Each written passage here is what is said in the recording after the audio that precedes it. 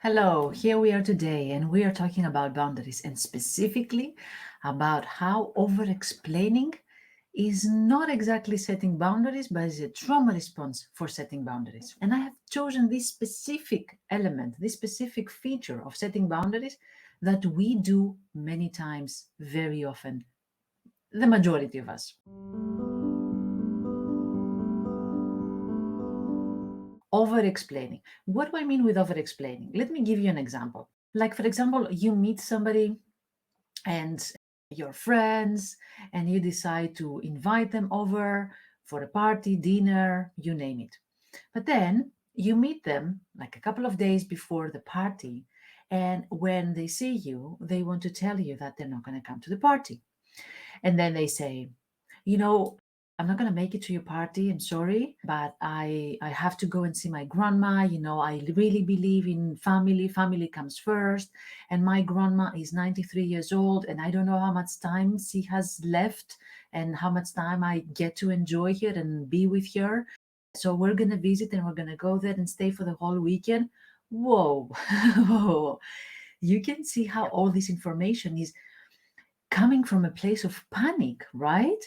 This person is giving too much information about why they're not joining your party or your dinner.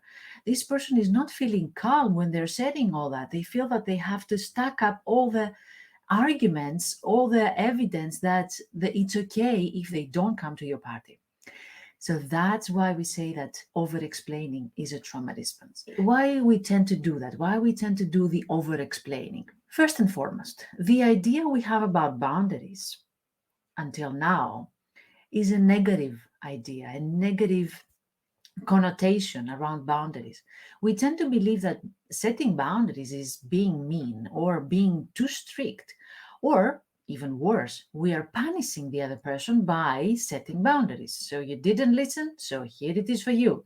That's the new boundary from now on. So we have this negative idea, impression about boundaries. That's why when we want to say no, or when we want to change our mind, or when we want to explain why we like or why we don't like something, we feel that we are becoming hurting, we are becoming mean, bad, you name it. We're not kind anymore. We're not the kind, supportive, caring people anymore. That's why we are feeling guilty. All this over explanation is happening because of guilt. We feel guilty for setting boundaries. And we tend to over explain so that we make ourselves feel less guilty for being bad as we perceive it.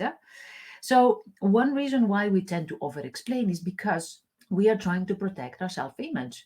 I am a good person, even though I'm setting boundaries, which I believe is a bad thing to do. Deep inside, I am a good person. So I'm going to use the example that I mentioned in the beginning. This person is trying to convince you that they are a good person. I believe in family. I am taking care of my grandma. I am devoting as much time as possible to spend with her and with my family. Look how good person, how kind and caring person I am. So it's a way for us to protect our self-image. Another reason why we do that is because we are afraid that setting boundaries will bring conflict. We are afraid that the other person is not going to like our boundaries and then they're going to fight back. And this is very uncomfortable to have this situation where the other person is upset, or when we have to defend our decision, when we have to defend our opinion or our boundaries. It's very uncomfortable for us. So, again, we stack up all the evidence that please don't say anything other than listen to what I say or the boundary that I'm setting and accept it. Don't say anything. Don't negotiate that. It's our self soothing strategy, right? Or it seems so. We are explaining to the other person why what we do is reasonable so that they will not fight back, so that they will not bring us into the uncomfortable position of having a conflict. So that's another reason. And another reason why we're doing it is because, again, we are afraid that boundaries will hurt the other person. So when we say, I'm sorry, I'm not going to be able to come to your dinner or your party, we're afraid that this decision will hurt other people. We kind of take responsibility for their feeling. Oh, if you're feeling sad, I'm responsible for that. I am then responsible to fix it. So we are again giving all these explanations so that we help the person feel less hurt as possible. Again, we call it as trauma response because the boundary between what is your responsibility and what's my responsibility is a little bit distorted. We have learned from previous emotional experiences that we are responsible for somebody else's feeling and we need to fix that. I'm not going to go into that because there's another video in the YouTube library about trauma response and about all these emotional experiences that make us feel that we are irresponsible for other people. But you get what I mean. When somebody else hurts, it feels like we have to fix that. We have to change how they feel and make them feel happy or calm again. So that's why we're overtrying so much. You may ask, so what? Are we supposed to enjoy hurting somebody else? No. But it's okay if I hear somebody saying to me that I will not come to your party and I feel hurt. It's not okay, like it's fine, I'm getting pleasure out of this. No, but it's a normal reaction. Of course I will be sad if somebody doesn't come to my party. I would want them to be there, and of course I will be temporarily sad. Yeah, of course I value this person, that's why I invited them.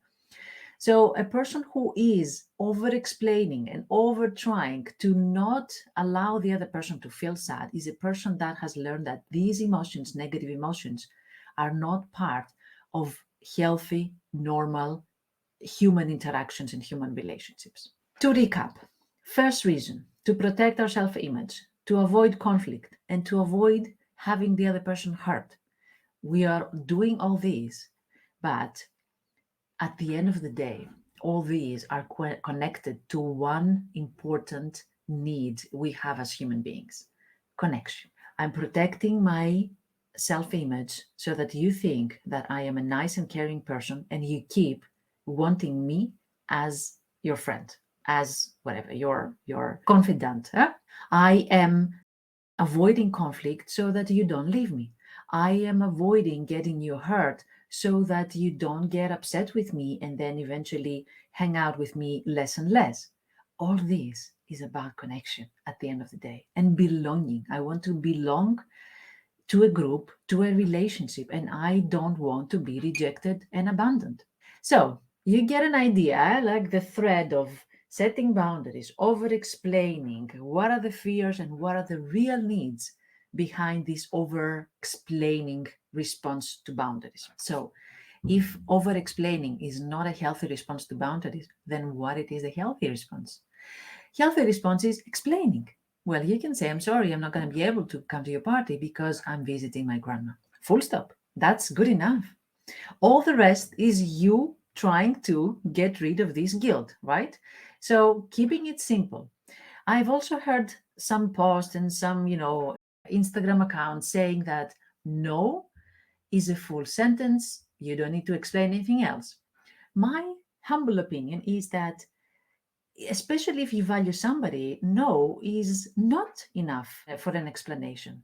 I mean, somebody's inviting you to your party and say no. That's going to be harsh. That's going to be, yeah, difficult, especially if somebody is important to you, right? So again, not a harsh and unkind explanation, but also not an over explanation.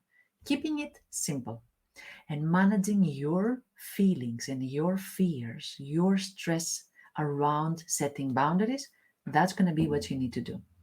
Well, I hope you got an idea. Thank you very much for being here today. I would love to hear your comments and your feedback and your own experience around setting boundaries and over explaining. Let's keep in touch. Have a nice day.